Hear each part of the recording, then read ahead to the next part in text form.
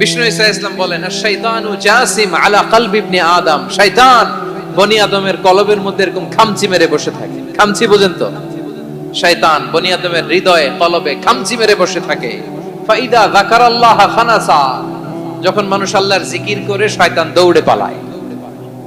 ওয়া ইযা গাফালা ওয়াসওয়াসা, আর মানুষ যখন অমনোযোগী হয়, গাফিল হয়, শয়তান আবার টেম্পটেশন দেয়, আবার ধোঁকা দেয়, আবার ওয়াসওয়াসা দেয়।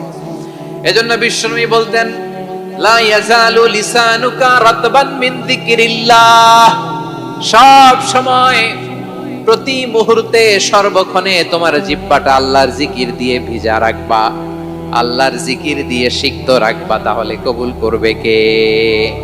সবাই পড়েন সুবহানাল্লাহ, আলহামদুলিল্লাহ, লা ইলাহা,